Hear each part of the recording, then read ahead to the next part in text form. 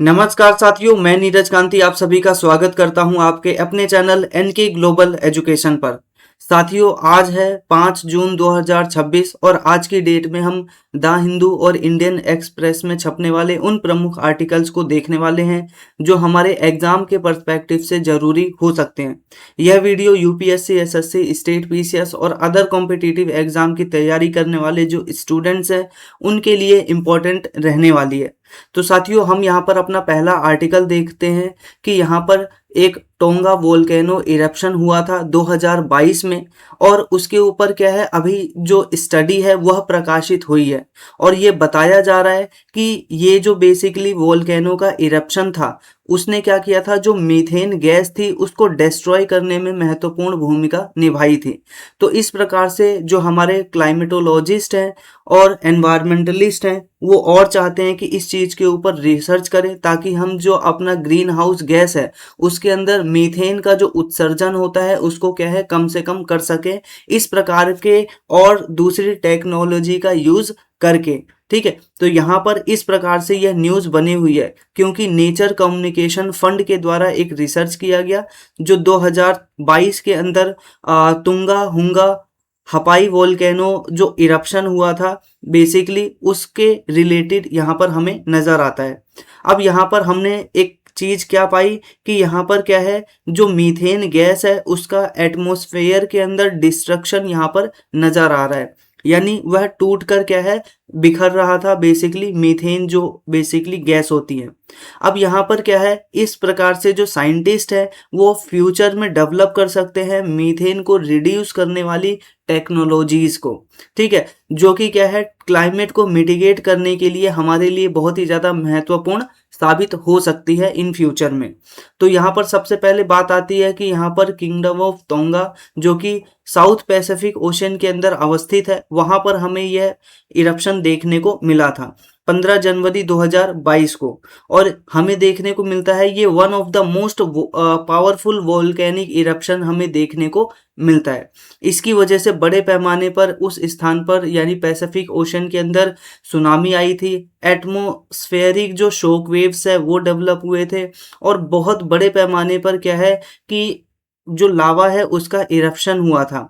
ठीक है, जिसकी वजह से जमीन के नीचे यानी समुंदर के नीचे यह इरप्शन हुआ था, तो जितना भी क्या है वहाँ आसपास का वाटर था वो गर्म होकर क्या है भाप के रूप में हवा में उड़ने लग गया। तो वाटर जो वेपर है वो एटमॉस्फेयर के अंदर बड़े पैमाने पर इस समय हमें देखने को मिला। ठीक है, अब यहाँ पर जो साइंटिस्ट हैं उन्होंने क्या डिस्कवर किया, उन्होंने एक प्रकार का अनयूजुअल फॉर्मेल्डिहाइड जो क्लाउड है वह यहाँ पर डिटेक्ट किया। आमतौर पर जो फॉर्मेल्डिहाइड क्लाउड होता है वह क्या है मीथेन जब ब्रेक डाउन करता है तब क्या है रिलीज होता है। तो जो साइंटिस्ट है उन्होंने देखा कि जो यहाँ पर वोल्केनो फटा, उस वोल्केनो फटने की वजह से उस एनवायरनमेंट में आया और एनवायरनमेंट के साथ उसने रिएक्शन किया और रिएक्शन ऐसा था कि जहां जहां मीथेन गैस थी उन मीथेन गैस के कणों को या फिर पार्टिकल्स को उसने तोड़ दिया। ठीक है, और तोड़ करके क्या है फॉर्मेल्डिहाइड बना दिया। तो इस प्रकार से हम यहाँ पर पूरा प्रोसेस देख रहे हैं। तो यहाँ पर सिग्निफिकेंस इस वजह से है फॉर्मेल्डिहाइड का क्योंकि फॉर्मेल्डिहाइड जो है वो एनवायरनमेंट में कुछ ही समय तक ही रहता है, यानी 1 से लेकर 2 घंटे तक। ठीक है, लेकिन साइंटिस्ट को यहाँ पर ये पता चला कि ये लगातार 10 दिन से जो फॉर्मेल्डिहाइड है उसका फॉर्मेशन होते जा रहा है। इसका मतलब ये है कि लगातार क्या है मीथेन गैस है उसका जो एक प्रकार से टूटने का प्रोसेस और फिर उस टूटने की वजह से उसके एनवायरनमेंट में इंटरेक्शन की वजह से फॉर्मेल्डिहाइड का बनने का प्रोसेस ये लगातार क्या है 10 दिन तक कंटिन्यूअसली यहाँ पर चल रहा था। और जब साइंटिस्ट ने पाया तो ये सब कुछ हो रहा है जो बेसिकली यहाँ पर हुआ था वोल्केनिक ब्लूम उसकी वजह से। तो यहाँ पर हम अब बात करते हैं कि ये जो पूरा का पूरा मैंने प्रोसेस बताया कि फॉर्मेल्डिहाइड बन रहा है, ग्रीन हाउस गैस कम हो रहा है और जो एनवायरनमेंट है वो सेव हो रहा है और मीथेन का डिस्ट्रक्शन हो रहा है, ये पूरा प्रोसेस आइए देख लेते हैं।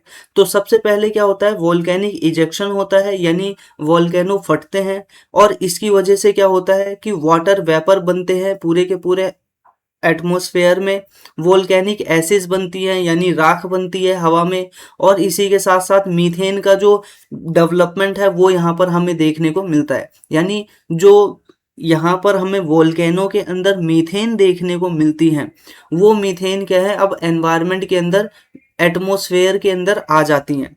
अब जब वो एटमॉस्फेयर के अंदर आ जाती हैं तो वो क्या करती हैं कि समुंदर के अंदर जो सॉल्ट पार्टिकल होते हैं उनके साथ वो पहले से ही मिक्स हो चुकी होती है।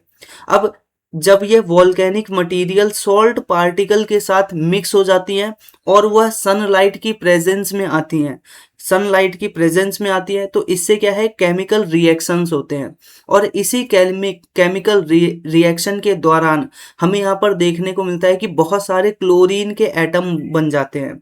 ठीक है, तो यहाँ पर अभी मीथेन था, मीथेन ने क्या किया, बेसिकली सॉल्ट पार्टिकल के साथ इंटरेक्शन किया। जब वह सनलाइट की प्रेजेंस में आया तो वो क्लोरीन एटम्स में तब्दील हो गया। अब ये जो क्लोरीन एटम्स है फिर बाद में क्या होता है, इसी मीथेन के साथ ब्रेकडाउन हमें देखने को मिलता है।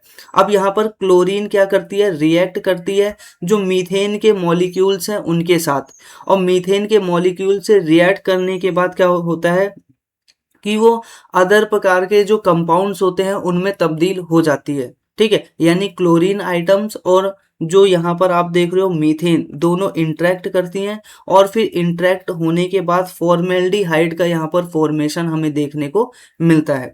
अब ये जो फॉर्मेल्डिहाइड है अब किस में बदल चुका है, सॉरी मीथेन है वो अब फॉर्मेल्डिहाइड में बदल चुका है। इसका मतलब अब एनवायरनमेंट से मीथेन गैस जा चुकी है, और जो एनवायरनमेंट का टेम्परेचर है वो कहीं ना कहीं लो होता हुआ नजर आएगा।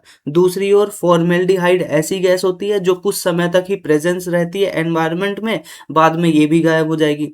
तो इससे हमें यहाँ पर पता चलता है कि जो मीथेन है इसको कम करने के लिए हम इस प्रकार से क्या है, कुछ प्रोसेस को अपना सकते हैं। इसी के साथ साथ अब बात करते हैं कि ये मीथेन आखिरकार होती क्या है। तो ये एक पावरफुल ग्रीन हाउस गैस हमें देखने को मिलती है, जो कि क्या है, अगर हम कार्बन की बात करें, कार्बन डाइऑक्साइड की, तो उससे 80 गुना ज़्यादा खतरनाक हमें देखने को मिलती है। ठीक है, अब ये पूरा का पूरा जो ग्लोबल वार्मिंग है उसका 1/3 कंट्रीब्यूशन क्या है, सिर्फ और सिर्फ किसका है, यहाँ पर मीथेन का देखने को मिलता है। इसी के साथ बात करें कि ये जो मीथेन है एनवायरनमेंट में कैसे आती है, तो बेसिकली क्या है, जो एग्रीकल्चरल स्टॉक होते हैं उनके माध्यम से, जो लाइफ स्टॉक होते हैं जैसे कि जानवरों का जब जहाँ पशुपालन किया जाता है वहाँ से मीथेन गैस रिलीज होता है। इसी के साथ साथ यहाँ पर लैंडफिल होते हैं जहाँ कूड़ा करकट को सड़ाया जाता है। इसी के अलावा फॉसिल फ्यूल का एक्सट्रैक्शन जब किया जाता है, यानी जब क्रूड ऑयल से बेसिकली फॉसिल फ्यूल बनाया जाता है। इसके अलावा वेटलैंड जहाँ पर होते हैं इन सभी स्थानों से हमें क्या है, मीथेन गैस डेवलप होती हुई नजर आती है। ठीक है, अब यहाँ पर कुछ स्टडी दी गई है, आप यहाँ पर देख सकते हो, इतना टन मीथेन हम हर साल रिलीज करते हैं, इतना मीथेन को हम क्या है, एब्जॉर्ब कर लेते हैं, डिस्ट्रॉय कर लेते हैं। लेकिन आप देख रहे हो कि जितना हम प्रोड्यूस करते हैं उससे बहुत बहुत ज़्यादा कम क्या बोलते हैं, हम एनवायरनमेंट में उसको डिस्ट्रॉय कर पाते हैं। इस वजह से ये हमारे लिए बहुत बड़ी प्रॉब्लम है। हालांकि यहाँ पर इस साइंटिफिक स्टडी की डिस्कवरी जो हुई है उसका फ़ायदा ये देखने को मिलेगा कि एटमॉस्फेरिक जो प्रोसेस है उसको हम और अच्छे से स्टडी कर पाएंगे, जो मीथेन की केमिस्ट्री है उसको और अच्छे से जान पाएंगे, और मीथेन को रिमूव कर पाएंगे ऐसी टेक्नोलॉजी को डेवलप करके जो क्या है उसको इंटरेक्ट करके रिमूव कर सके। इसी के साथ साथ क्लाइमेट इंजीनियरिंग रिसर्च के ऊपर फोकस किया जा सकता है, और जो ग्लोबल वार्मिंग है उसको समय के साथ इस प्रकार से कम किया जा सकता है। इसी के साथ साथ यहाँ पर क्या है, ध्यान देने वाली बात है कि इसके साथ कुछ लिमिटेशंस हैं। क्यों? क्योंकि यहाँ पर आप देख रहे हो ये पूरा एब्सोल्यूट क्लाइमेट सॉल्यूशन अभी नहीं है। ये अभी पूरा का पूरा जो प्रोसेस है वो क्या है, एक्सपेरिमेंटल स्टेज में है। ठीक है, अब इसको क्या है, और भी कारक प्रभावित करते होंगे, ग्रीन हाउस गैस को, मीथेन को, ठीक है, और यहाँ पर हमें फॉर्मेल्डिहाइड को। अब हमें यहाँ पर और ज़्यादा स्टडी करना चाहिए इनके ऊपर, ताकि हम इसके बारे में और ज़्यादा से ज़्यादा अच्छी जानकारी रख सकें। ठीक है, तो ये पूरा का पूरा प्रोसेस हमें इस प्रकार से देखने को मिलता है। आपके लिए यहाँ पर एक एमसीक्यू क्वेश्चन है, इसको आप ट्राई कीजिएगा। Consider the following statement regarding the methane. यहाँ पर मीथेन के बारे में 3 स्टेटमेंट दिए गए हैं, आपको बताना है कि कितने स्टेटमेंट ठीक है। पहला स्टेटमेंट है methane is a more powerful greenhouse gas than carbon dioxide over a 20 years period. ठीक है, 20 साल के दौरान जो कार्बन डाइऑक्साइड है उससे भी ज्यादा खतरनाक गैस के रूप में मीथेन हमें यहाँ पर देखने को मिलता है। दूसरा स्टेटमेंट है agriculture and livestock are major source of methane emission. जो एग्रीकल्चर है, खेती है, और लाइफ स्टॉक जो पशुपालन है, वह मीथेन गैस के उत्सर्जन का बहुत बड़ा स्रोत नजर आता है। तीसरा स्टेटमेंट है methane remains in the atmosphere longer than carbon dioxide. और जो मीथेन है वह कार्बन डाइऑक्साइड की तुलना में जो हमारा एटमॉस्फेयर है उसमें बहुत लंबे समय तक रहता है। तो आपको यहाँ पर बताना है कि कितने स्टेटमेंट यहाँ पर ठीक है। ऑप्शन ए 1 और 2 ठीक है, ऑप्शन बी दूसरा और तीसरा ऑप्शन ठीक है, ऑप्शन सी 1 और 3 ठीक है, या ऑप्शन डी तीनों ही स्टेटमेंट यहाँ पर ठीक है। ठीक है, तो यहाँ पर एग्जाम के लिए आपके लिए एक टिप है, आप इसको यहाँ पर नोट करके रख सकते हो। क्या बोल रहा है कि carbon dioxide persist for centuries. जो कार्बन डाइऑक्साइड है यहाँ पर इसका 1 पॉइंट का आपको आंसर भी मिल गया होगा इसके अंदर। ठीक है, क्या बोल रहा है कि कार्बन डाइऑक्साइड है वो क्या है, जो हमारा एनवायरनमेंट है बहुत ही लंबे समय तक रहता है, whereas methane has a shorter atmospheric life span. यहाँ पर क्या है, जो मीथेन है वो एटमॉस्फेयर के अंदर थोड़े समय के लिए रहती है और कार्बन डाइऑक्साइड बहुत लंबे समय तक रहता है। इसी के साथ साथ यहाँ पर क्या है, but much stronger short term warming effect. लेकिन छोटे ही समय में क्या है, ये बहुत बड़े पैमाने पर क्या है ग्लोबल वार्मिंग को बढ़ाता हुआ नजर आता है।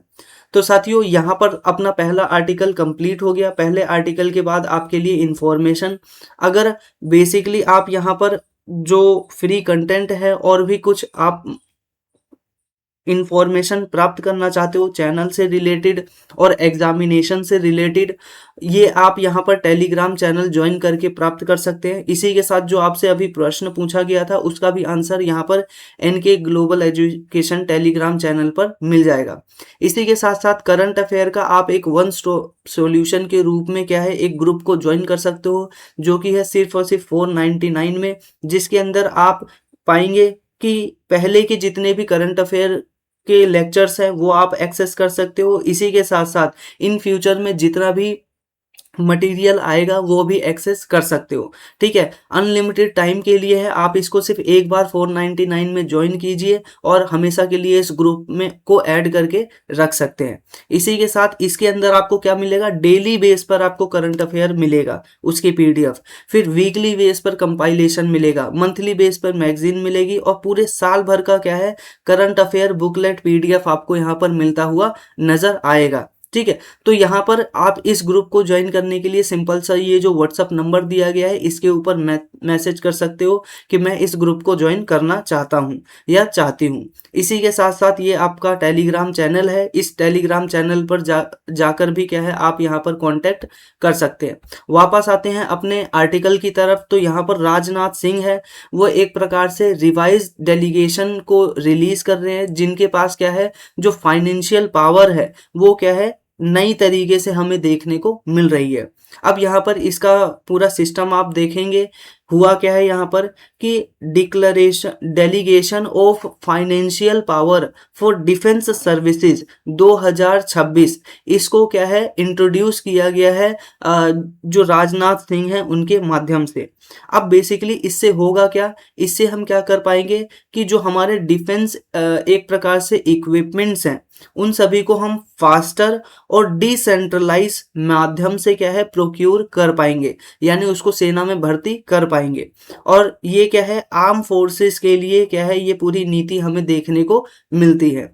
अब इसी के साथ साथ यहाँ पर क्या है 2-fold increase in the financial power of field commanders for urgent operational purchases. Basically क्या होता है कि कई बार सेना का जब युद्ध होता है तो उस स्थिति में हमें एकदम इमरजेंसी में कुछ स्पेसिफिक प्रकार के हथियारों की जरूरत होती है। अब ऐसे सिचुएशन में क्या होता है कि पहले उसको होम मिनिस्ट्री के पास, यानी जो सैनिक अधिकारी है उसको होम मिनिस्ट्री के पास जाना होता था, लेटर लिखना पड़ता था, लेटर का फिर अप्रूवल होता था, अप्रूवल के बाद फिर क्या बोलते हैं कुछ समय पश्चात उसको वो जो इक्विपमेंट है वो प्राप्त होता था। तो ऐसी सिचुएशन में हम देख रहे हैं कि युद्ध के दौरान हमें क्या है, जो अपने इक्विपमेंट है उसको प्राप्त करने में बहुत ज़्यादा डिले हुआ करता था। तो यहीं पर क्या है, जो राजनाथ सिंह है वो अब क्या है आर्मी के अंदर एक रिफॉर्म लेकर आ रहे हैं, जिसके अंदर हम देखेंगे कि जो फील्ड कमांडर होते हैं उनकी पावर के अंदर इंक्रीमेंट देखने को मिलेगा। अब जो इनको संसाधन चाहिए वो अब संसाधन बहुत ही तेजी से यानी दुगनी स्पीड से ये प्राप्त कर पाएंगे यहाँ पे इस प्रोसेस के माध्यम से।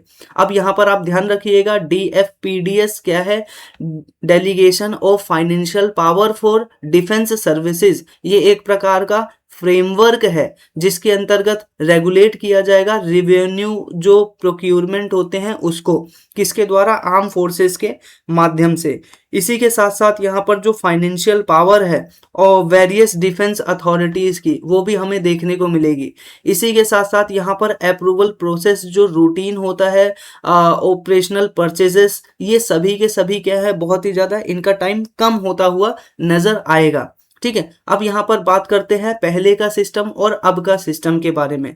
तो अभी का सिस्टम तो आपने ये देख लिया, DFPDS, जिसके अंदर क्या है जो एम्यूनिशंस होता है, स्पेयर पार्ट्स होते हैं, मेंटेनेंस रिक्वायरमेंट होती है, ऑपरेशनल सस्टेनेंस होता है और रिवेन्यू एक्सपेंडिचर होता है। ये बेसिकली क्या है इनके ऊपर फोकस करता है। तो इस बात को आप ध्यान रखिएगा, जो DFPDS है यहीं से प्रश्न पूछा जाएगा कि DFPDS जो है वह क्या क्या काम करता है। तो उसका बेसिक फंक्शन ये आपको यहाँ पर नजर आएगा कि एनिमेशन, बेसिकली जो हमारे हथियार है उन सभी का खरीदना, फिर स्पेयर पार्ट यानी कोई हथियार का कोई पार्ट है उसको खरीदना, जो हमारे पास पहले से ही हमारे पास हथियार है उनको क्या है मेंटेन करके रखना, मेंटेनेंस का, अगर उसके अंदर जंग लगता है तो जंग छुड़ाना, बाकी चीज़ों के ऊपर जो पैसा खर्च होता है वो यहाँ पर इसके अंदर आता है, और ऑपरेशनल सस्टेनेंस और इसी के साथ रिवेन्यू एक्सपेंडिचर सब इसके अंदर शामिल होता है।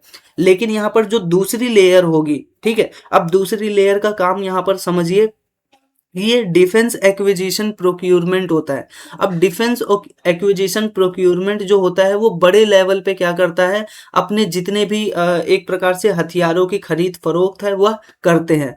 फॉर एग्जांपल, जैसे देश को अगर फाइटर जेट खरीदने हैं तो ये DAP के माध्यम से किया जाएगा, यानी डिफेंस एक्विजिशन क्या बोलते हैं कमीशन या फिर प्रोसीजर के माध्यम से किया जाता है। ठीक है, इसके अंदर जब हमें बड़ी बड़ी वॉरशिप खरीदनी होती है, मिसाइल खरीदने होते हैं, टैंकर खरीदने होते हैं, कैपिटल एक्विजिशन अगर हमें करना होता है, तो ये सारा का सारा काम क्या है इस बॉडी के माध्यम से किया जाता है, डिफेंस एक्विजिशन कमिटी या फिर डिफेंस एक्विजिशन प्रोसीजर के माध्यम से किया जाता है। वहीं पर छोटे मोटे काम जो है वो अब क्या है DFPDS के माध्यम से किया जाएगा। ठीक है, ध्यान रखिएगा। तो यहाँ पर हमें इस प्रकार से ये पूरा सिस्टम नजर आ रहा है कि यहाँ पर क्या की जा रही है, फाइनेंशियल सीलिंग को इंक्रीज किया जा रहा है, 100% तक इसको इम्प्रूव किया जा रहा है, ताकि जो हम क्या है अपना जो टाइम है चीज़ों को खरीदने का उसको घटा सकें, और हमारे पास जो संसाधन है प्रोक्यूरमेंट है वो और ज़्यादा फास्ट हो सके, और जो डिले होता है उसको घटा सके, और यहाँ पर ऑपरेशन की जो फ्लेक्सिबिलिटी है उसको इन्हेंस कर सके। इसी के साथ साथ यहाँ पर क्या है कि जो फील्ड कमांडर्स हैं उनको यहाँ पर और ज़्यादा पावर देता हुआ यहाँ पर नजर आ रहा है। अब ये जो फील्ड कमांडर है वो बेसिकली क्या है स्पेशल पावर दिए गए हैं फाइनेंशियल के। अब इसके अंदर आर्मी, नेवी और जो एयर फोर्स जो कमांडर्स होते हैं इन तीनों को ही इसके अंदर शामिल किया गया है। ठीक है, जो कि क्या है अगर इमरजेंसी है तो उस टाइम पर ये एक प्रकार से क्या है प्रोक्यूरमेंट को जल्दी से इमरजेंसी में ला सकते हैं। ठीक है, ये बोल के कि भाई हमें इमरजेंसी है और हमें क्या है, ये पर्टिकुलर इक्विपमेंट चाहिए। ठीक है, इसी के साथ साथ ये इंडिया का जो डिफेंस इंडियनाइजेशन है उसको भी इम्प्रूव करेगा। ठीक है, इंडिया के अंदर हमें और तेजी से हथियार चाहिए तो बेसिकली इंडिया के अंदर यहाँ पर रिसर्च और डेवलपमेंट के ऊपर और ज़्यादा फोकस करेगा। ठीक है, क्योंकि और ज़्यादा कंपनियां इस क्षेत्र में आएगी, क्योंकि ज़्यादा सामान क्या है, हमारी जो आर्मी है वो खरीदती हुई नजर आएगी। इसी के साथ साथ इंडिजिनस जो टेक्नोलॉजी है इसके ऊपर फोकस किया जाएगा, गवर्नमेंट ऐसा कह रही है। इसी के साथ साथ जो हमारा डोमेस्टिक डिफेंस मैन्युफैक्चरिंग सेक्टर है उसको भी इम्प्रूव किया जाएगा। और इसी के साथ साथ ये जो हमारे फॉरेन कंट्रीज हैं उनके ऊपर क्या है, अपनी जो निर्भरता है उसको भी कम किया जाएगा। इसी के साथ साथ यहाँ पर क्या है कि न्यू प्रोविजन इंट्रोड्यूस किए गए हैं इसके अंदर। बेसिकली क्या है, जो lead service can undertake procurement on behalf of all three services.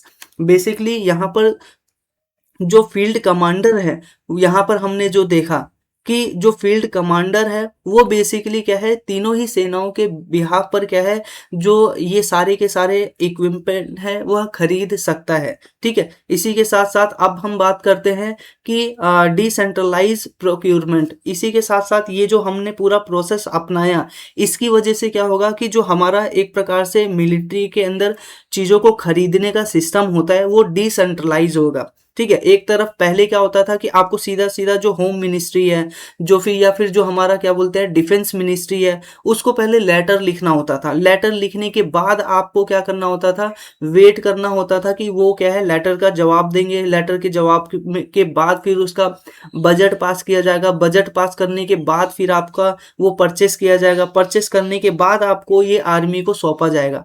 अब यहाँ पर इन्होंने क्या किया कि जो हमारी तीनों सेनाएं होती हैं, ठीक है, इन तीनों सेनाओं को भी जो मेन मेन इक्विपमेंट होते हैं, मैंने बोला था डैप, और डैप के अंदर हमने देखा था फाइटर जेट, बड़े बड़े मिसाइल और सबमरीन और टैंक, इनको तो बेसिकली जो हमारी बेसिकली मिलिट्री है, नॉट मिलिट्री, बस हमारा जो डिफेंस मिनिस्ट्री है वही खरीदेगी।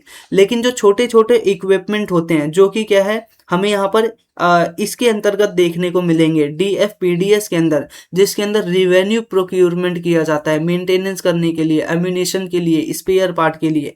वो सभी क्या है, ये निचले लेवल पे भी हो पाएगा, चाहे वो हमारी इंडियन आर्मी हो, बेसिकली इस इंडियन आर्मी के अंदर एयर फोर्स हो, चाहे हमारा क्या बोलते हैं थल यानी लैंड आर्मी हो, या फिर जो हमारे सबमरीन आर्मी होती है, या फिर जो सी हमारे कोस्ट के अंदर बेसिकली आर्मी होती है, वो भी इसको क्या है अपने लोकल लेवल पे यानी अपने लेवल पे क्या है बहुत सारी चीज़ों को खरीद सकती है। तो यहाँ पर आप क्या देख रहे हो कि जो डिफेंस प्रोक्यूरमेंट है उसका हम क्या कर रहे हैं, डिसेंट्रलाइजेशन कर रहे हैं। ठीक है, इसी के साथ साथ यहाँ पर हम आगे देख रहे हैं कि ऐसा यहाँ पर बोला जा रहा है कि ये जो डिफेंस प्रोक्यूरमेंट है वो किस जो एक आर्मी है उसको फील्ड कमांडर है उसको ये अधिकार देती है कि 1.25 लाख करोड़ का बेसिकली क्या है एक एक प्रकार से हथियारों को खरीद सकती है, या अपने जो आवश्यकता की सामग्री है उनको खरीद सकती है। ठीक है, इस प्रकार से क्या होगा कि जो हमारा ऑपरेशनल रेडीनेस है वो और ज़्यादा स्ट्रोंग होगा। इसी के साथ सेल्फ रिलायंस हम यहाँ पर बन पाएंगे, आत्मनिर्भर भारत को हम यहाँ पर प्रमोट करते हुए नजर आएंगे। इसी के साथ एफिशिएंसी हमारी आर्मी की इम्प्रूव होगी, जो हमारे पास डिले हुआ करता था और क्विक एक्शन ना हो पाना हुआ करता था, वो सभी क्या है यहाँ पर कम होता हुआ नजर आएगा। ठीक है, तो यहाँ पे आप बेसिक डिफरेंस ध्यान रखिएगा DFPDS और यहाँ पर डैप के बीच में। ठीक है, इसी के साथ साथ यहाँ पर आपके लिए क्या है एक MCQ क्वेश्चन है, आप इसको देख सकते हो। इसका आंसर आपको पहले ही दिख गया होगा। ठीक है, फिर भी आप यहाँ पर इसका एक प्रकार से क्या कीजिएगा, क्वेश्चन करने की कोशिश कीजिएगा। ठीक है, बिना आंसर को देखे। Consider the following statement regarding the delegation of financial power for defence services. ठीक है, यहाँ पर DFPDS के बारे में बोल रहा है कि इसके पास क्या क्या पावर हुआ करती है। पहला स्टेटमेंट है it govern revenue procurement such as ammunition and spare part for the arm forces. ये ऑप्शन ठीक है या नहीं आपको बताना है। इसी के साथ it regulate capital acquisition such as fighter aircraft and warship, यहाँ पर ये बताना है। ठीक है, तो क्या ये फाइटर जेट और एयरक्राफ्ट और वॉरशिप को भी क्या प्रोक्यूर कर सकती है, आपको बताना है। थर्ड स्टेटमेंट कह रहा है कि DFPDS 2026 में यह इंक्रीज करता है फाइनेंशियल पावर जो फील्ड कमांडर्स होते हैं उनके फॉर अर्जेंट ऑपरेशनल रिक्वायरमेंट। ठीक है, अर्जेंट ऑपरेशनल रिक्वायरमेंट के लिए फील्ड जो कमांडर है उनकी शक्ति को इंक्रीज करता हुआ ये नजर आता है। तो आपको यहाँ पर बताना है कि कितने ऑप्शन यहाँ पर ठीक है। ऑप्शन ए यहाँ पर है कि 1 और 3, ऑप्शन बी है केवल 2 ऑप्शन ठीक है, ऑप्शन सी है 1 और 2 ठीक है, ऑप्शन डी है 1, 2 और 3, तीनों ही ऑप्शन ठीक है। तो इनमें से कौन सा ऑप्शन ठीक है आपको यहाँ पर कमेंट बॉक्स में बताना है। ठीक है, अब यहाँ पर हम आगे देखते हैं अपना नेक्स्ट आर्टिकल, जो कि क्या है इंडिया के अंदर जो फ्लेक्स फ्यूल है, ठीक है, उससे संबंधित है। अब यहाँ पर 2-3 बातें आती हैं कि ये फ्लेक्स फ्यूल आखिरकार होता क्या है, और यहाँ पर मारुति सुजुकी के द्वारा और जो वैगनार है इसको क्या है कैसे लॉन्च किया गया है। ठीक है, अब हमारे जो एक प्रकार से यूनियन मिनिस्टर हैं, यूनियन ट्रांसपोर्ट मिनिस्टर है, इनको आप जानते ही होंगे, नितिन गडकरी। इन्होंने बेसिकली क्या है अभी अभी इनॉग्रेट किया है इंडिया का फर्स्ट मारुति सुजुकी का बेसिकली क्या है फ्लेक्स फ्यूल से चलने वाला वैगनर गाड़ी। ठीक है, फ्लेक्स फ्यूल से चलने वाला पहला क्या बोलते हैं वैगनर गाड़ी इंडिया के अंदर इंट्रोड्यूस किया गया है, इस वजह से हमें ये न्यूज़ देखने को मिलती है। तो यहाँ पर आप न्यूज़ में ही देख चुके हो why it is in news, क्योंकि मारुति जो सुजुकी है उसने वैगनार आर को लॉन्च किया है, और वैगनार आर फ्लेक्स फ्यूल पर चलने वाला इंडिया का पहला mass market flex fuel passenger vehicle हमें देखने को मिलता है। ठीक है, अब पैसेंजर व्हीकल का मतलब, इसका मतलब ये है कि हम क्या है पहले इस फ्लेक्स फ्यूल का यूज अदर व्हीकल में करते थे, लेकिन जो पैसेंजर व्हीकल होती है उसके अंदर अभी पहली बार यूज किया जा रहा है। और यहाँ पर बोला जा रहा है कि हम E20 से लेकर E100 तक इसके अंदर एथनॉल ब्लेंडिंग कर सकते हैं, और सर्टिफाइड यहाँ पर किया गया है कि आप 80% तो एकदम श्योरेंस के साथ इसके अंदर जो E85 है, जिसको हम एथनॉल ब्लेंडेड पेट्रोल 85 कहते हैं, उसका यूज आप इसके अंदर कर सकते हो। अभी मैं डिटेल में बताऊंगा कि ये सब होता क्या है, E20, E100, E85 वो क्या होता है। ठीक है, और इसी के साथ साथ अगर हम इस कार को बड़े पैमाने पर क्या है इंडिया के अंदर इंट्रोड्यूस करते हैं, तो इससे क्या होगा, इंडिया की जो एनर्जी सिक्योरिटी है वो इम्प्रूव होगी, बायोफ्यूल अडॉप्शन यहाँ पर होगा, जो क्रूड ऑयल के ऊपर हमारी निर्भरता है वो कम होगी, क्योंकि हम लगातार देख रहे हैं वेस्ट एशिया के अंदर क्राइसिस चल रहा है, इंडिया का 80% जो क्रूड ऑयल है वो वहीं से आता है, और इंडिया के अंदर पेट्रोल के जो प्राइसेज है, डीजल के प्राइसेज हैं वो लगातार बढ़ते नजर आ रहे हैं। इसी के साथ साथ इसकी एक और खास बात है कि ये जो कार्बन एमिशन है वो भी कम करेगा।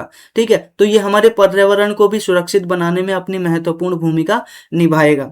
इसी के साथ साथ यहाँ पर गवर्नमेंट बोल रही है कि लगभग हम क्या है 5000 फ्लेक्स फ्यूल जो स्टेशंस हैं उनका निर्माण करेंगे। जैसे कि हमारे पास आप देखते होंगे आसपास क्या पेट्रोल के बेसिकली स्टेशंस होते हैं, उसी तरह से गवर्नमेंट कह रही है 5000 हम फ्लेक्स फ्यूल का पेट्रोल जो पंप होता है वैसे ही यहाँ पर निर्माण करेंगे 2027 के अंत तक। ठीक है, तो अब यहाँ पर डिटेल में 1 बाय 1 सभी चीज़ों को बात कर लेते हैं। तो यहाँ पर पहली बात की जा रही है फ्लेक्स फ्यूल व्हीकल की। तो फ्लेक्स फ्यूल व्हीकल होता क्या है, तो ये एक प्रकार का मॉडिफाइड इंटरनल कंबस्टन इंजन होता है, जो कि क्या है रन कर सकता है पेट्रोल के ऊपर भी, एथनॉल के ऊपर भी, और एथनॉल ब्लेंडेड पेट्रोल के ऊपर भी। तो यहाँ पर आप समझिएगा कि ये क्या है फ्लेक्स फ्यूल व्हीकल है, जो कि क्या है मॉडिफाई किया गया है गवर्नमेंट के द्वारा या फिर इस कंपनी के द्वारा। इसके अंदर जो इंटरनल कंबस्टन होता है, यानी आप सभी जानते होंगे कि गाड़ियां कैसे चलती हैं, जो फ्यूल होती है यानी पेट्रोल होता है वो इंजन के अंदर कंबन यहाँ पर आपको कंबंशन देखने को मिलता है। इसके दौरान जो बेसिकली ऑयल के पार्टिकल्स हैं वो इंजन को क्या करती है दहकने में, या एक प्रकार से उसको कंबंशन को ही दहकना कहते हैं। तो उसको क्या है जलाने में जलाता है, और जैसे ही वो इंजन जलता है तो उससे क्या होता है जो गाड़ी है वो आगे की ओर बढ़ती है, इंजन चलता है और गाड़ी आगे की ओर बढ़ती है। तो इस प्रकार से क्या है इसके अंदर अब क्या है मॉडिफाई किया गया है इंजन के अंदर। ठीक है, इसके कंबंशन सिस्टम के अंदर, ताकि ये क्या है, पेट्रोल को भी सपोर्ट कर पाए, एथेनॉल को भी सपोर्ट कर पाए और एथेनॉल ब्लेंडेड पेट्रोल को भी सपोर्ट कर पाए। अब एथेनॉल ब्लेंडेड पेट्रोल क्या होता है, जिसके अंदर हम क्या करते हैं, एथेनॉल को और पेट्रोल को मिक्स कर देते हैं आपस में, उसको हम कहते हैं एथेनॉल ब्लेंडेड पेट्रोल। इसी के साथ साथ इसके अंदर वर्किंग मैकेनिज्म कैसा होगा, इसके अंदर बोला जा रहा है कि इसके अंदर स्पेशल सेंसर लगाया गया है। अब ये जो स्पेशल सेंसर है वो देखेगा कि आपकी गाड़ी के अंदर एथेनॉल कितना आ रहा है और इसी के साथ साथ पेट्रोल कितना आ रहा है। अब आपकी गाड़ी जैसे ही इंजन देखेगी कि एथेनॉल का कंटेंट बढ़ रहा है, तो आपका जो इंजन है वो ऑटोमेटिकली क्या है, उसके अकॉर्डिंग क्या है, अपने आप को एडजस्ट कर लेगा। और फिर उसके बाद क्या है, जो अपना इंजेक्शन होता है या फिर इग्निएट टाइमिंग होती है, उसको भी क्या है, इम्प्रूव कर लेगा, उसको भी मॉडिफाई कर लेगा। क्योंकि आप सभी जानते हो कि जो इंजन होता है वो हर एक तरह के पेट्रोल के लिए अलग अलग होता है। आपने सुना होगा कुछ डीजल से चलने वाली गाड़ियां होती है, कुछ पेट्रोल पर चलने वाली गाड़ियां होती हैं, कुछ सीएनजी पे चलने वाली गाड़ियां होती है। तो उसका जो बेसिकली इंजन है उसी के अकॉर्डिंग क्या होता है, मॉडिफाइड होता है। तो यहाँ पर ये कंपनी ये कह रही है कि हमने अपने इंजन को इस प्रकार से डेवलप कर लिया है कि ये पेट्रोल पे भी चल सकता है और इसी के साथ यहाँ पर एथेनॉल के ऊपर भी चल सकता है। और इसका इंजन के अंदर एक प्रकार का सेंसर हमने फिट कर दिया है जो कि ऑटोमेटिकली डिटेक्ट कर लेगा कि भाई अब यहाँ पर पेट्रोल आ रहा है या फिर क्या बोलते हैं, एथेनॉल आ रहा है। अब उसी के अकॉर्डिंग क्या है, फिर इंजन बिहेव करेगा। ठीक है। और यहाँ पर एक और बात नजर आती है कि इसके अंदर सिंगल फ्यूल टैंक है। ऐसा नहीं है कि इथेनॉल के लिए आप अलग से टैंक रखोगे और क्या बोलते हैं, पेट्रोल के लिए अलग से टैंक रखोगे। आपका जो इंजन सिस्टम है उसके अंदर एक ही सिंगल फ्यूल टैंक आपको नजर आएगा। अब वो एआई सिस्टम है या फिर जो सेंसर सिस्टम है वो बेसिकली आगे का काम करेगी कि एथेनॉल को बेसिकली डिटेक्ट करेगी और पेट्रोल को डिटेक्ट करेगी। अब यहाँ पर बात कर रहे हैं एथेनॉल फ्यूल ब्लेंड। मैंने आपको पहले बता दिया, जब आप पेट्रोल को और पेट्रोल के साथ एथेनॉल को मिला देते हो उसी को बोला जाता है एथेनॉल ब्लेंडेड फ्यूल। अब जब आप 20% क्या है एथेनॉल को मिलाते हो तो उसको हम बोलते हैं एथेनॉल 20 यानी E20। और जब आप यहाँ पर अपनी बेसिकली फ्यूल के अंदर 80% एथेनॉल को मिला देते हो तो उसको E85 कहते हैं। और जब आप 100% एथेनॉल का यूज करते हो तो उसको E100 बोला जाता है। और यहाँ पर यही अचीवमेंट इस वैगनार गाड़ी की देखने को मिल रही है। ठीक है, कि ये 100% जो एथेनॉल है उसके ऊपर चल सकता है। ठीक है, पेट्रोल की अब हमें क्या है, जरूरत ही नहीं होगी। ठीक है, तो यहाँ पर यही बात की जा रही है, 20 से लेकर E100 तक इसको ये यूज कर सकता है। और सर्टिफाइड तरीके से हम कहें तो भाई E85 तक तो ये बिल्कुल आराम से झेल सकता है इसका इंजन। इसी के साथ साथ यहाँ पर हमें इस प्रकार से पूरी की पूरी न्यूज हमें नजर आ रही है। अब बात करते हैं कि इंडिया के अंदर जो इथेनॉल है उसको लेकर पॉलिसी क्या है।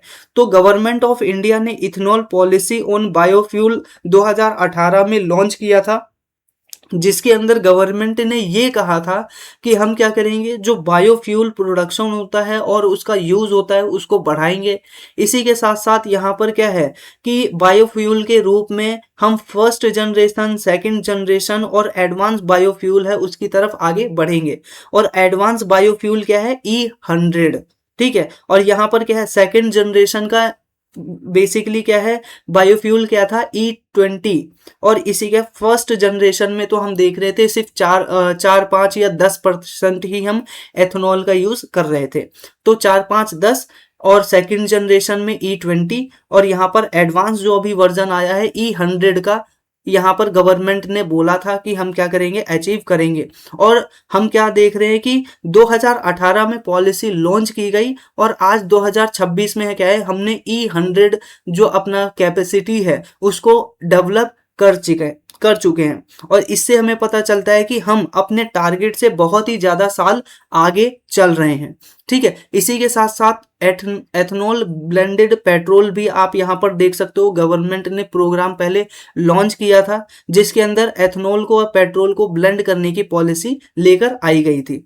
इसी के साथ साथ यहाँ पर ये एथेनॉल बनता कैसे है, ये एक इंपॉर्टेंट बात आ जाती है।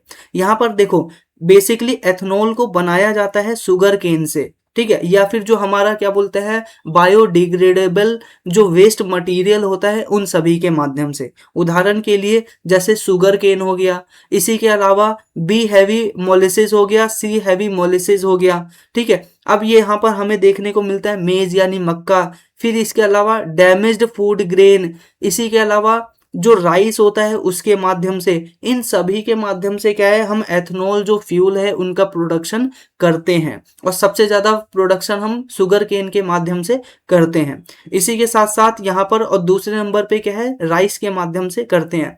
अब देखो यहाँ पर इसका क्या है एनवायरनमेंट का ऊपर क्या है नेगेटिव इफेक्ट भी देखने को मिलता है। चलिए आगे देखेंगे।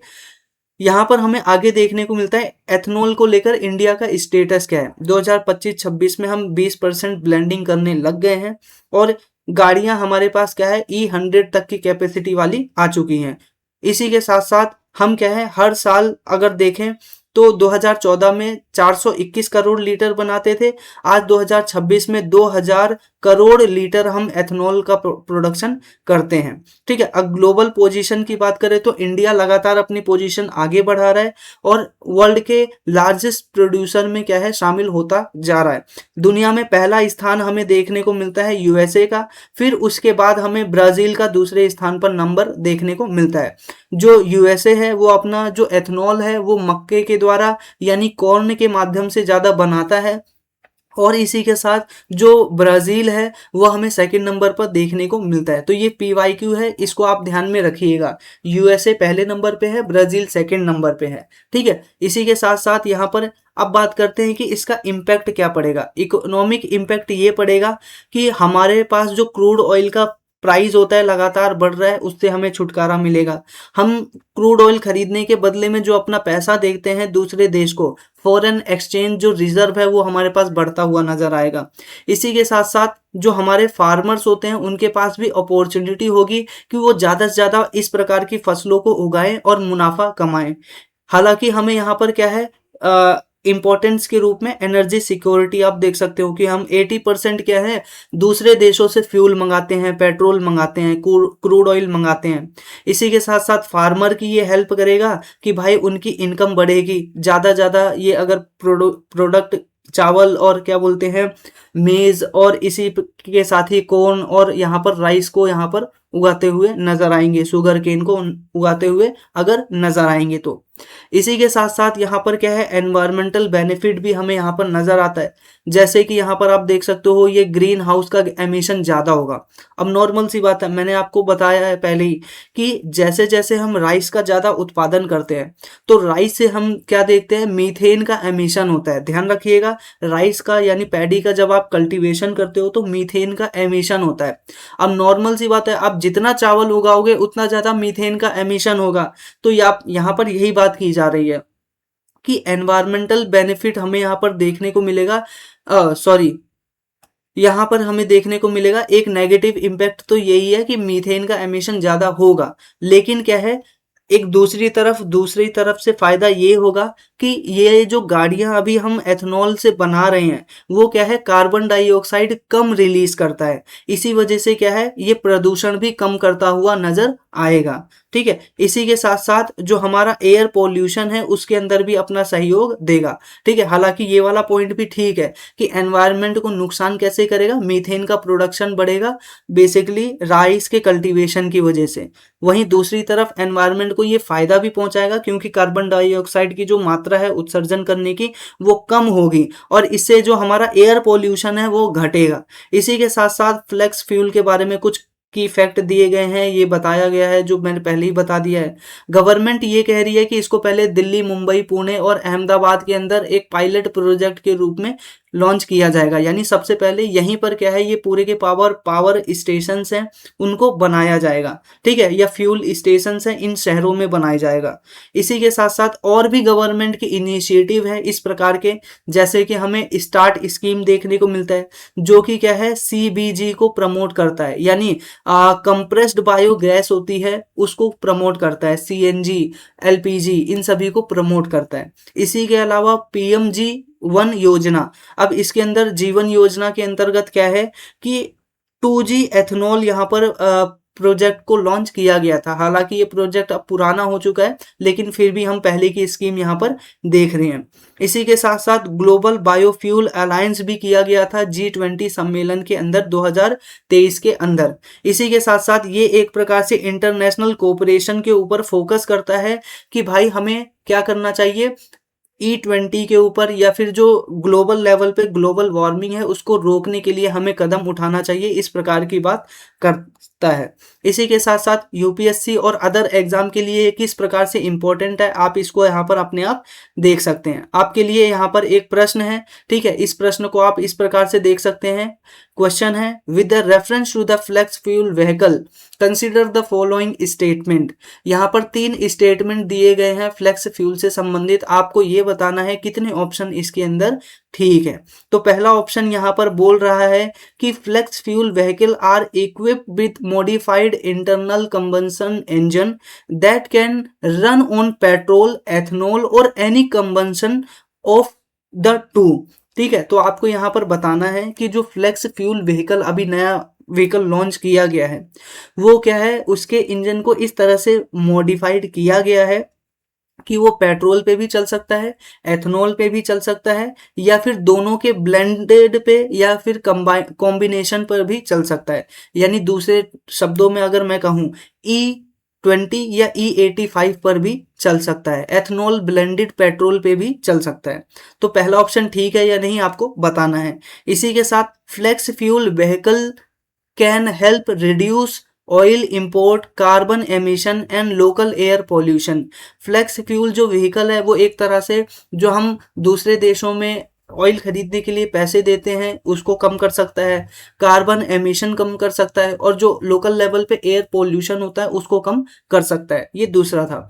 अब तीसरा पॉइंट यहाँ पर कह रहा है, flex fuel vehicle required separate fuel tank and dedicated engine system for petrol and ethanol.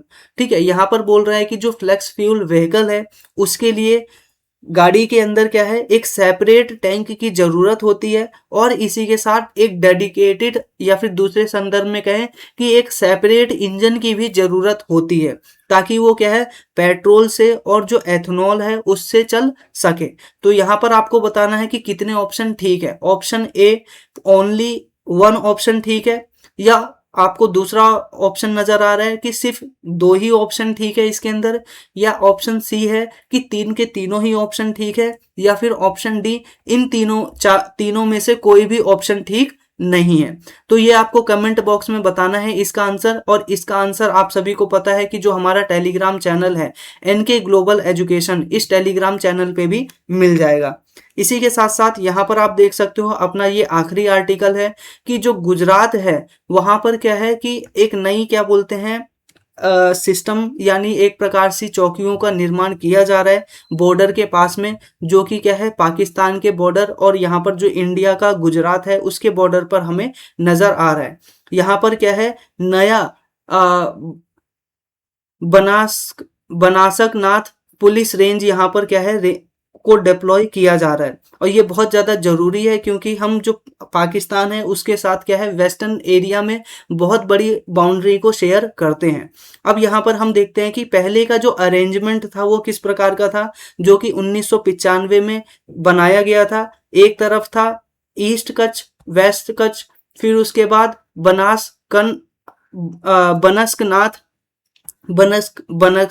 ये एक प्रोनाउंसिएशन आप देख लीजिएगा, बनसकथा, ये इसी के साथ साथ पाटन, ये कुछ क्या है गुजरात और पाकिस्तान के बीच में लगने वाले प्रमुख बॉर्डर थे। इसी के साथ साथ यहाँ पर बनसनथा यहाँ पर आपको नजर आता है रेंज, जिसके अंदर यहाँ पर पाटन और वेव थ्रेड ये सारी के सारे यहाँ थार्ड हमें यहाँ पर देखने को मिलता है। इसी के साथ साथ अब एक नई बॉर्डर रेंज बनाई जा रही है जो कच्छ और ईस्ट और वेस्ट, और इसके अलावा मेरवी को भी अब क्या है इंक्लूड किया जाएगा। ठीक है, ऊपर हमने देखा ये सब क्या है वेस्ट को कंप्लीट करता था, लेकिन हम क्या है अब कच्छ के ईस्ट वेस्ट और मोरवी रीजन को भी इस रेंज के अंदर लाने वाले हैं। और हम यहाँ पर देख सकते हैं कि गुजरात और पाकिस्तान के बीच में क्या है लगभग 406 किलोमीटर तक की बाउंड्री देखने को मिलती है थल मार्ग पर, और जल मार्ग पर हमें देखने को मिलती है 238 किलोमीटर। इस प्रकार 645 किलोमीटर क्या है, पाकिस्तान के साथ हम बाउंड्री शेयर कर सकते हैं। इस पूरे के पूरे सिस्टम के अंदर क्या है, 2 इंस्पेक्टर को यहाँ पर तैनात किया जाएगा, जो कि क्या है, आईजी यानी इंस्पेक्टर जनरल यानी रैंक ऑफिसर्स को यहाँ पर तैनात किया जाएगा। इसी के साथ साथ इसका की चैलेंजेस भी नजर आ रहे हैं, जैसे कि बॉर्डर मैनेजमेंट किस प्रकार होगा, इलीगल इनफिल्ट्रेशन जो हो रहा है उसको किस प्रकार से रोका जाएगा, सर्विलांस किस प्रकार से रखा जाएगा बॉर्डर विलेजेस के ऊपर, ये देखने वाली बात है। इसके अलावा ड्रग ट्रैफिकिंग इस एरिया में बहुत ज़्यादा होती है, और इसी के साथ स्ट्रेटेजिक इंफ्रास्ट्रक्चर सिक्योरिटी है उसको भी बचा कर रखना बहुत ही ज़्यादा जरूरी है। इस वजह से ये पूरा प्रोग्राम लेकर आया गया है, क्योंकि आप देख ही रहे होंगे कि इंडिया के अंदर जो कच्छ का रन है और उसी के आसपास जितने भी इलाके हैं वहाँ पे हमने बड़े बड़े सोलर पार्क को डेवलप किया है और एनर्जी प्रोजेक्ट को डेवलप किया है। इसी के साथ साथ यहाँ पर क्या है, जो माइग्रेशन यहाँ पर मॉनिटरिंग है इसको भी यहाँ पर रेगुलेट किया जा सकता है इसके माध्यम से। इसी के साथ यहाँ पर आप देख सकते हो कि इस पूरी के पूरे सिस्टम के अंदर कौन कौन सी फोर्सेस को इंक्लूड किया गया है। और आप सभी जानते हो कि ऑपरेशन सिंदूर के बाद ये बहुत ही ज़्यादा जरूरी इंडिया के लिए हो जाता है। ठीक है, तो यहाँ पर लैंड बॉर्डर, मैरीटाइम बॉर्डर इसको इंक्लूड किया जाएगा, ग्रेट कच्छोफ रन और इसी के साथ सर क्रीक रीजन, ये सभी के सभी क्या है, इस क्षेत्र में आते हैं। ठीक है, तो इसी के साथ आप यहाँ पर एक क्वेश्चन को अटेम्प्ट कर सकते हो। ठीक है, with the reference to the recently created police range in Gujarat. ठीक है, क्या है, सबसे पहले it has been carved out from the existing border range along India and Pakistan. जो हमारे पास एग्जिस्टिंग बॉर्डर रेंज है उसी के अंतर्गत इसको बनाया जा रहा है, पहली बात। दूसरी क्या है, the new range include Banaskantha. ठीक है, बनासकंठा इसके अंदर इंक्लूड किया जा रहा है, ये भी आपको ध्यान में रखना है। पाटन और यहाँ पर वाव थराड डिस्ट्रिक्ट इसको भी यहाँ पर इंक्लूड किया जा रहा है। इसी के अलावा entire Kutch district has been transform to the Banas नथा रेंज। ठीक है, अब इसको क्या है, एक ही रेंज के अंदर इंक्लूड किया जा रहा है, ऐसी बात बोली जा रही है। तो आपको यहाँ पर बताना है कितने ऑप्शन ठीक है, ओनली 1, ऑप्शन बी है ओनली 2, ऑप्शन सी है ओनली 3 और ऑप्शन डी है none of the above statement is correct. ठीक है, तो ये अपना पूरा का पूरा आर्टिकल इस प्रकार से हमें यहाँ पर देखने को मिलता है। लास्ट में जाते जाते आपके लिए इंफॉर्मेशन, आप यहाँ पर जितने भी क्वेश्चन थे उन क्वेश्चन को जानने के लिए एनके ग्लोबल टेलीग्राम चैनल को ज्वाइन कर सकते हैं। इसी के साथ आपको वहाँ पर और भी फ्री रिसोर्सेज मिल जाएगा। इसी के साथ करंट अफेयर का वन स्टॉप सॉल्यूशन आपको देखने को मिलेगा 499 में, जिसके बाद अगर आप इसको ज्वाइन करते हो तो पहले की जितनी भी आपको पीडीएफ है वो मिल जाएंगी। इसी के साथ इन फ्यूचर जितना भी पीडीएफ आएगा वो आपको यहाँ पर मिलता रहेगा। अनलिमिटेड टाइम के लिए आपको यह ग्रुप देखने को मिलेगा सिर्फ और सिर्फ 499 में। आपको सिर्फ एक बार ग्रुप ज्वाइन करना है और फिर आप 2 साल 3 साल जितने भी साल आप चाहे इस ग्रुप को ज्वाइन करके रख सकते हैं। इसी के साथ साथ यहाँ पर क्या है, डेली करंट अफेयर का पीडीएफ, वीकली बेस पर current affair PDF, monthly base पर करंट अफेयर पीडीएफ और पूरे साल भर का जो करंट अफेयर बुकलेट पीडीएफ है वो आपको सिर्फ और सिर्फ इसी ग्रुप में देखने को मिलेगा। ठीक है, इसी के साथ साथ यहाँ पर आपको देखने को मिलेगा कि ये जो पूरा का पूरा ग्रुप है इसको ज्वाइन करने के लिए आप ये जो व्हाट्सअप नंबर दिया गया है यहाँ पर जाकर आप मैसेज कर सकते हो कि मैं इस ग्रुप को ज्वाइन करना चाहता हूँ। फिर उसके बाद आगे का पूरा प्रोसेस आपको यहाँ पर बता दिया जाएगा। इसी के साथ साथ ये इंस्टाग्राम आईडी है, इसके ऊपर भी आप कॉन्टेक्ट कर सकते हैं। इसी के साथ साथ आप यहाँ पर देख सकते हो कि किस प्रकार से अपना ये जो मंथली मैगजीन है वो रहने वाला है। इसी के साथ साथ आपको यहाँ पर ये पूरा जो पूरे साल भर का करंट अफेयर मैगजीन है इस प्रकार से देखने को मिलेगा, जो कि अभी 2025 से 2026 तक का पूरा करंट अफेयर यहाँ पर देखने को मिलता है। प्रीलिम्स 2026 को टारगेट करके बनाया गया था, हालांकि इन फ्यूचर 2027-28 या आप जब की भी तैयारी कर रहे हो आपको यहाँ पर पूरा करंट अफेयर मिलेगा इन फ्यूचर।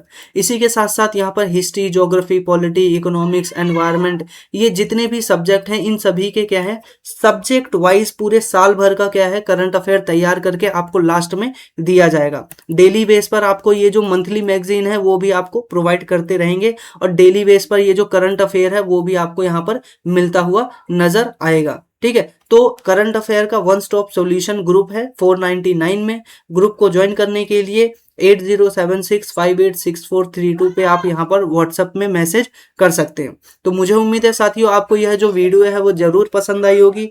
अगर वीडियो पसंद आई है तो वीडियो को लाइक जरूर कर लीजिएगा, चैनल को सब्सक्राइब कर लीजिए। रेगुलर बेस पर इसी तरह वीडियो देखने के लिए मिलते हैं आपसे नेक्स्ट वीडियो में, तब तक के लिए नमस्कार।